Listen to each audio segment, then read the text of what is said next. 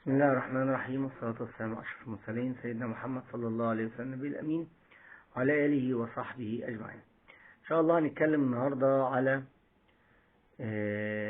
برور الوالدين وعقوق الوالدين، وليه ربنا سبحانه وتعالى عجل عقوبة عاق الوالدين في الدنيا قبل الآخرة. لأن طبعا عقوق الوالدين من أكبر الكبائر، وبرور الوالدين من أحب الأعمال إلى الله بعد الصلاة لوقتها كما جاء في حديث النبي صلى الله عليه وسلم. طب ايه الحكمة من برور الوالدين يبقى بالأهمية الكبيرة دي ربنا سبحانه وتعالى؟ طبعا ربنا سبحانه وتعالى هو اللي خلقنا كلنا، ولكن أبوك وأمك هما السبب المباشر لخلقك في الدنيا. فأنت لو ما شكرتش السبب المباشر لخلقك في الدنيا مش هتشكر ربنا اللي هو خلق الجميع الناس. لأن النبي صلى الله عليه وسلم قال: من لا يشكر الناس لا يشكر الله. إذا ما بتشكرش الناس هتشكر ربنا يعني ازاي؟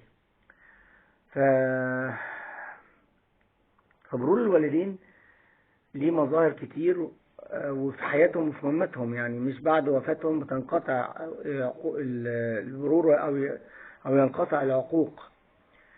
ايه مظاهر برور الوالدين؟ طبعا يعني انك ما تقولهمش اوف، يعني اللي هي اقل حاجة للضجر والغضب والنرفزة عليهم، وتطيع طبعا اوامرهم وتسمع نصايحهم وتطيع اوامرهم فيما لا يعصي الله سبحانه وتعالى، عنده لا طاعة المخلوق في معصية الخالق. وانك طبعا تراعيهم، و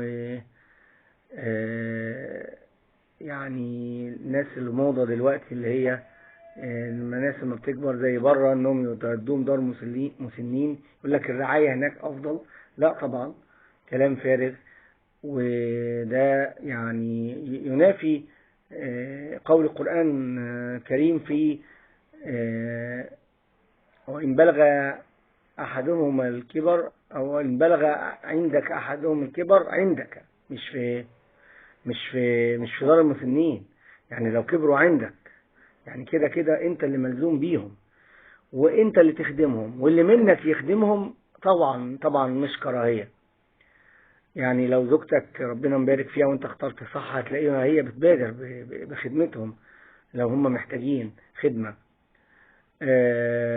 ولو انت متيسر الامر يعني ومعاك الظروف المادية متاحة، تجيب لهم خادمة تكون امينة، تتحرى انها تكون امينة. لان انا بشوف كتير ناس بيجيبوهم بالفلوس عشان تخدم الناس الكبار، بيدوم المنوم عشان يروحوا مشاوير ويناموا طول الليل ويريحوا دماغهم.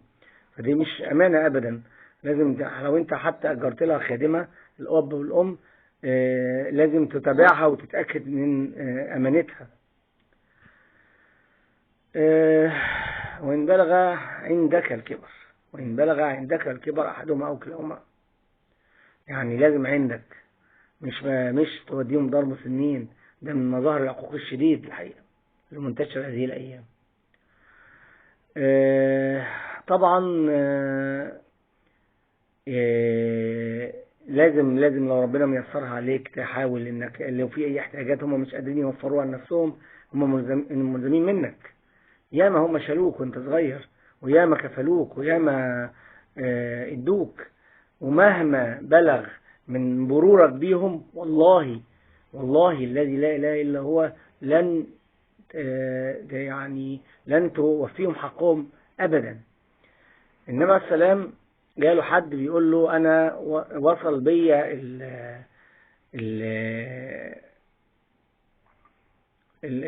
الخدمة لوالدي ووالدتي ان انا بغير لهم،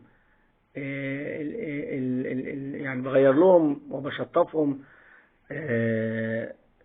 يعني ما بيتحكموش في قضاء الحاجة سواء تورز عن نفسهم. هل كده أكون وفيتهم حقهم؟ طبعا ده بما معناه طبعا. فقال له لا، لأن الفرق إن هم كانوا بيعملوا لك كده وانت صغير، وهم بيتمنوا لك الحياة، لكن انت بتعمل كده وانت متنغص وقرفان وانت كبير وبتتمنى لهم الموت. فده فرق كبير جدا. طبعا مش بنقول ان كل الناس بتعمل كده او كل الناس بتحس بكده، ولكن في ناس كتير قوي بتحس بكده. والاب والام اوعى تفتكروا ان هم يعني ما بيعرفوش اللي بيخدمهم وهو حبيبهم من اللي بيخدمهم اداء واجب وعصر على نفسه ليمونه كده عشان كلام الناس. في فرق كبير، وطبعا بيبان جدا. الحب والكره بيوصل، واللي بيجي من القلب بيوصل للقلب. وزي ما قلنا ان بر الوالدين كمان بعد وفاتهم انك انت تود من يودوه وتحب من احبوه و تنفذ الوصية اللي امروك بيها، وتداوم بالزيارة ليهم ان امكن، وتداوم دايما بالدعاء واهداء الاعمال الصالحة ليهم، ان انت من عملهم. وكل ما تبقى كويس كل ما هو انت نفسك في ميزان حسناتهم. العقوق بقى ربنا بيعجله عشان يعني تبقى عبرة. وكان في احد الازمان السابقة واحد كان زهق من ابوه وبدأ ان هو يكبر في السن ويزعق له ويجادله، فراح واخده وقال له انا خلاص زهقت منك وهموتك. فقال له ازاي يا ابني انا تستغل كبري وضعفي وان انا مش قادر ان انا اقاومك؟ قال له خلاص انا قررت كده. قال له خلاص ان كان ولا بد فاقتلني عند هذه الصخرة. فقال له يعني وهتفرق معاك ايه هذه؟ هتموتني هنا، هموتك هنا ولا هتموتك هناك؟ مش فارقه معاك، انت في الاخر هتموت. قال له لا، لاني قتلت ابويا في عند الصخرة دي، فالجزاء من جنس عمل وكما تدين وتدان. فاوعى تفتكر اللي انت بتعمله دلوقتي مش هيترد لك. ودعوة الأب والأم اللي ابنهم موجودة في حياتهم وبعد وفاتهم سواء ليه أو عليه. نتمنى للجميع أن يراعي الأب والأم مراعاة كاملة، ويسمعوا كلامهم ويسعدوهم في الدنيا، ويكونوا سبب للسعادة مش الشقاء لهم في الدنيا، ويدعوا لهم بكامل الدعاء في الآخرة، عشان ده من أهم وأحب القربات لله سبحانه وتعالى. ويرحم أمهاتنا جميعا من توفاهم الله، ويلحقنا بهم على خير والأحسن حال. والسلام عليكم ورحمة الله وبركاته.